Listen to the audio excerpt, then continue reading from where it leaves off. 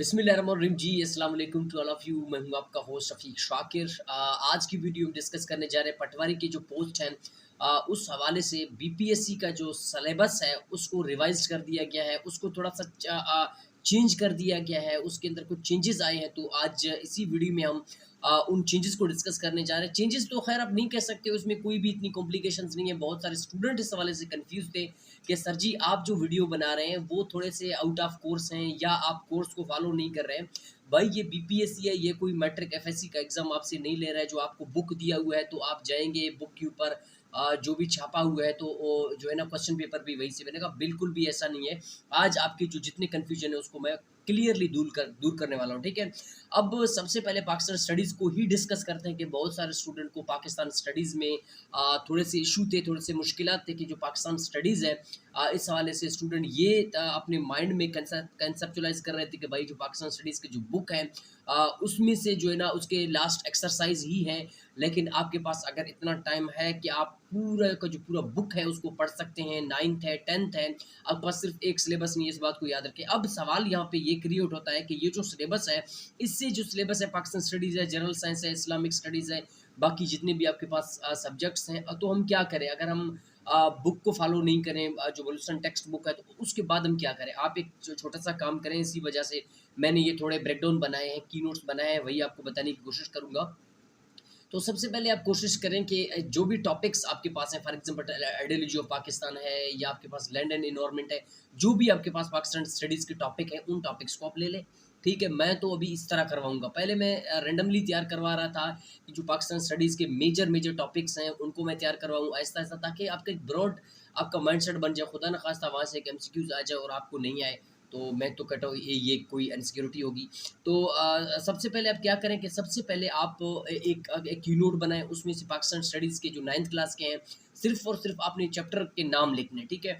Chapter के नाम लिखें, उसके बाद आप चैटजीपीटी के ऊपर जाएँ, आप गूगल के ऊपर जाएँ। अगर आप खुद पढ़ना चाहते हैं, जो मैं तैयार करवा रहा हूँ, उसको आप फ़ॉलो करते हैं, नहीं करते हैं, ये आपकी अपनी चॉइस है। जो मेरा अपना एक पैटर्न ऑफ फ़ॉलोइंग है, उसको मैं फ़ॉलो कर रहा हूँ। आप खुद भी ये प्रेडिक्टेबल करें कि भाई जो बीपीएससी है, वो आपको इस तरह ईज़ी सवाल नहीं देगा कि आप सोच रहे होंगे कि भाई बस ऐसे ही वो पेपर उठा के देगा, या उसके पास इतना एग्ज़ामिनर के पास टाइम थोड़ी होगा, वो बुक को पढ़ेगा और एक्सरसाइज़ के पीछे से देगा जिस तरह मैट्रिक एफएससी के एग्ज़ाम होते हैं। ऐसा बिल्कुल भी नहीं होता। ये आप जो भी जिसने सवाल किया उसका नाम मैं इस वीडियो में मेंशन नहीं करूँगा। तो सबसे पहली बात ये है कि इसी सिलेबस के ऊपर आप पहले चैप्टर वाइज़ वो लिखें, नोट्स बनाएँ, ठीक है?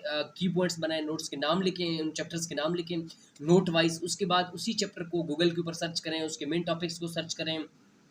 अगर आप डीपली पढ़ना चाहते हैं, ठीक है? अगर आप डीपली नहीं पढ़ना चाहते हैं, जो वीडियोज़ मैं बना रहा हूँ, ये वीडियोज़ वैलिड वीडियो हैं और इन वीडियोज़ को आप देखें, क्योंकि मैं खुद भी जो तैयारी मैं खुद कर रहा हूँ, ज़ाहिर-सी बात है अगर खुद जो चीज़ मैं खुद तैयार कर रहा हूँ, वो मैं ज़ाहिर-सी बात है मैं लोगों को भी वही पेश करूँगा। ऐसा तो नहीं है कि मैं कोई दूसरी चीज़ किसी और दुनिया से लाऊँगा और आपको दिखाऊँगा कि भाई ये आप पढ़ लें, बिल्कुल भी ऐसा नहीं है। आप कोशिश करें कि ये जो आपको कोर्स दिया हुआ है, चलो ठीक है, आप ये कहते हैं कि भाई ये जो बीपीएससी का कोर्स है हम इसको फॉलो करते हैं, ठीक है। इसकी फॉलोइंग का भी एक पैटर्न ऑफ वे होता है। ऐसा नहीं है कि आप सारा दिन बुक को पढ़ें, ठीक है। आपने बुक के पीछे एक्सरसाइज किए हैं, उनको डन कर लें। उसके बाद अगर आप बुक को एक दफ़ा रीड करना चाहते हैं, अपनी अंडरस्टैंडिंग के लिए कर लें। उसके बाद जितने भी प्रॉपर वेबसाइट है उसमें पाकिस्तान स्टडीज़ के एमसीक्यूज़ हैं और उसी पाकिस्तान स्टडीज़ एमसीक्यूज़ को आप डिस्कस करें।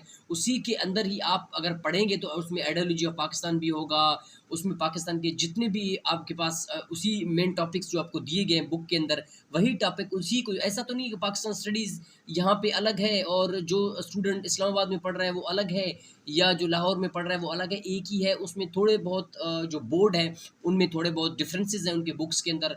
लेकिन मैं तो समझता हूँ कि 90% जो है ना वो एक क्या बोलते हो सेम म्यूचुअल मिलेगा आप लोगों को ये कोर्स। तो आप कोशिश करें कि इस जो बुक्स हैं उनको भी फॉलो करें। जो मैं पढ़ा रहा हूँ खुदा के लिए भाई उसको भी देखें, उसको भी पढ़ें, उसको भी अंडरस्टैंड करें। ये वीडियो स्पेशल मैं उस कन्फ्यूजन को दूर करने के लिए बना रहा हूँ कि जितने भी आपके पास सब्जेक्ट हैं, कोई भी बंदा इन बुक्स को इस तरह डायरेक्टली फॉलो नहीं करता, ऐसा जंप आउट नहीं कर सकता।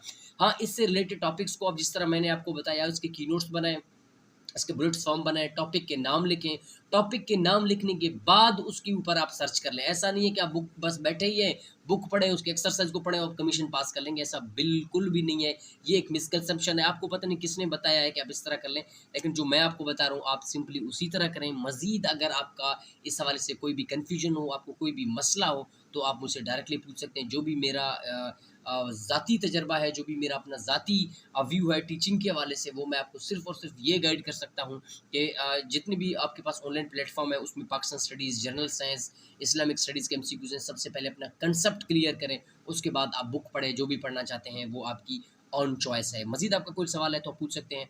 मिलते हैं किसी इंटरेस्टिंग वीडियो के साथ, तब तक के लिए अल्लाह हाफ़िज़।